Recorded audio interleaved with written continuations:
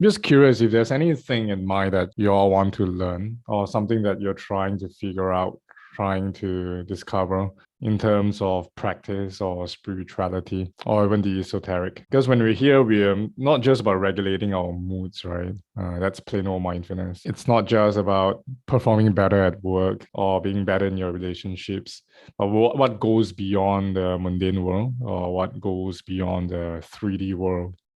I believe that when we practice, when we get to it, when we reconnect with ourselves, we're also opening up ourselves to a greater reality that is not often talked about, or sometimes we simply overlook them. That's my question. Something to think about, right? As much as we know that the world itself is a place of awakening. And why do I say that? Because it's about seeing no separation between what we call the mundane worldly affairs versus the supra-mundane or the spiritual. Because it is through our six senses that get in touch with the six sense objects that created the world, that created reality, right? Because if you close your eyes, then the seeing world disappears. Or if you're sleeping, the seeing, the feeling, and even the hearing will disappear temporarily. And every knowledge that we know, it's learned through our six senses.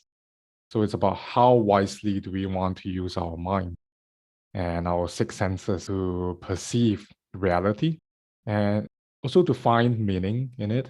If not, why are we transforming? So what are we transforming toward? To what end?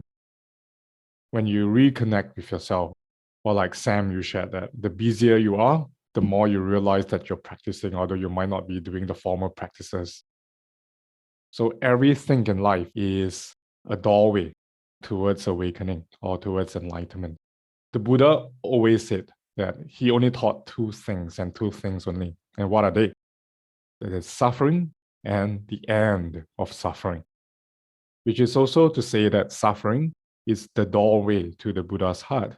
Suffering is the doorway to compassion. Suffering can also be seen as the cause towards liberation. In Buddhist psychology, it's about the cessation of suffering. Every time the mind goes into turbulence, there is suffering. Or even when you experience physical pain, there is suffering. When you get in touch with things that are undesirable, situations that are daunting, that you don't like, mental suffering has already occurred. And as you get along, you become stronger, you become more resilient, then those intensities of suffering begin to reduce. You see, that is also a process of waking up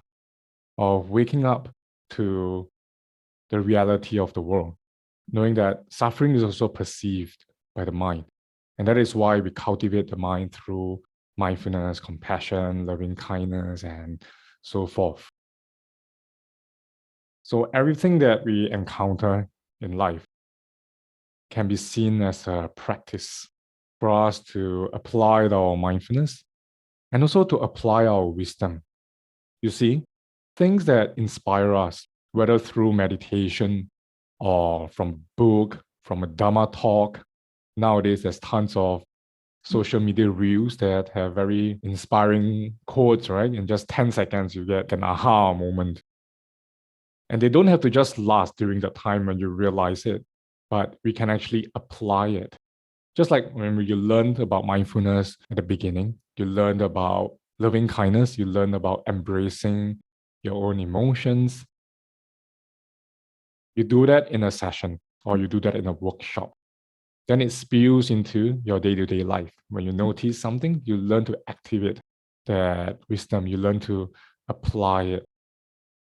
So when we encounter suffering, it is also a chance for us to kind of, it's like descending the mountain, isn't it? You've practiced and cultivated, you've been peaceful for such a long time, and then you descend the mountain, and then the real test begins. And the chance of enlightenment is there. And therefore, when we can learn to see life as such, that life itself is a practice, life itself is a spiritual life. So that's what a spiritual life is about.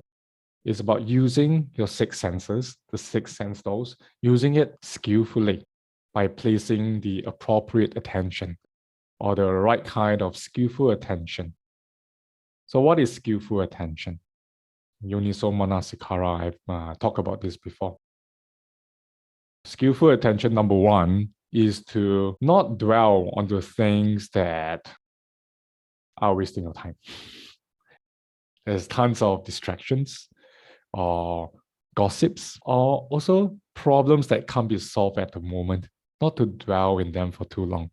Because there's no point dwelling in them when time is of the essence, or sometimes it's not up to us to solve those problems. And we can put them aside. Are they problems? Yes, they are problems. Are they pressing issues? Maybe. But is it time to act? Maybe not. And we learn to allow it to be, allow the problem to be there. It's okay. Don't try to fix the problem. When you don't try to fix the problem disappears. So that is actually one of the big problems in our society, not just in our society, but since the beginning of time. When there's someone trying to fix problems, then there's always bound to be problems. So we need to learn how to use our skillful attention to apply our wisdom on the things. Learn to let go a little. The more you let go, the more peace you have, the more freedom you can experience.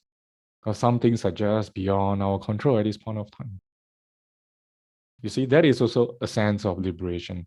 You have disrupted the usual way of thinking, the usual way of grasping onto things. And you drop it, sense of liberation. Then where do you apply your mind to next?